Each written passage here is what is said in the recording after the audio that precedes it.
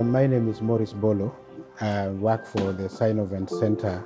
At the center, we do research work on science, technology, and innovation policy issues. We also engage in capacity building in terms of offering training opportunities on matters of science, technology, and innovation.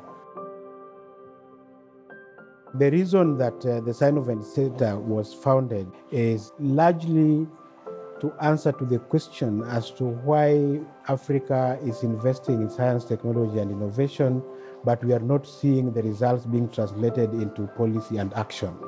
We talk about influencing policy change, but that's not necessarily the same as expecting that change will lead to a rewriting of policy, as in a formal policy document. Starting that debate is important. So you've got to think about where you want to influence on the policy cycle. We are here in this particular training workshop because of a project we are working with called the Science Granting Councils Initiative. Now, the Science Granting Councils Initiative is a multi-year project supported by a multiplicity of donors that have come together to enhance the capacity of African countries through the science granting councils within those countries to influence policy change, to provide policy advice, to manage research, to allow exchange of knowledge, information, and technology between the private and public sectors as well. The councils came up and asked the Scinnovent Center, amongst other technical agencies, to guide them on how to translate the research that they fund into policies and help better the policy advice environment. We came up with this training course and we argued that if we are going to make a case to government and to other stakeholders about the importance of translating research that has been funded using public money into products that are going to change livelihoods, then policy and policy influence is our best route. The second thing is that the science granting councils fund research and innovation in the different countries. And therefore, they have to all the time advocate for government to put in more resources and fund more of research and development.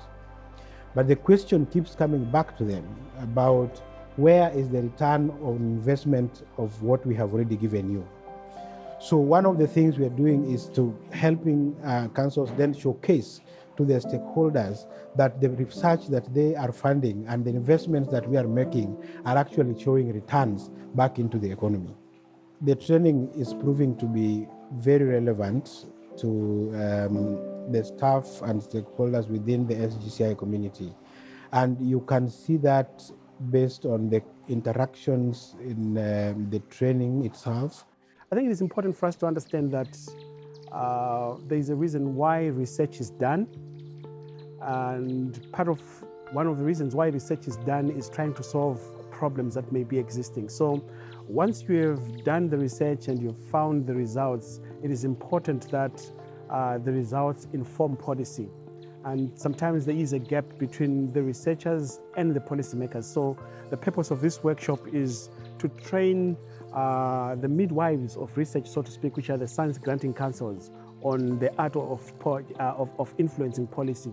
And basically the whole issue of influencing policy is to try to change or amend practice. So when it comes to influencing policy, sometimes we have issues. For example, if we are trying to get information from a sector that falls outside our ministry, for example, Ministry of Education, they have their own reporting line. And so that's a coordination role of trying to bring together stakeholders so that we can get, a middle ground on a particular issue, agree on it, and be able to then move forward in advising government in terms of what policy changes should be made. Is one of the challenges that we face. I think this training is going to build our capacity by giving us the tools which we are going to use to be able to change the manner in which research is funded. So there is an element of very active engagement. There's an element of peer learning from each other. There's an element of networking that is going to that's taking place. And so at the end of the day, we are expecting that there's going to be a joined up approach between the different countries working together and sharing lessons from each other to better these things in the continent. Our call to action to the councils then is two ways. One is that as we fund the science projects, that we make a requirement that each project that we fund should end up in a policy brief of some sort. The other thing we are saying is that we then need to allocate resources to the researchers that we fund, that they get trained on how to develop those particular communication materials. And then how do you then sell them and advocate for them?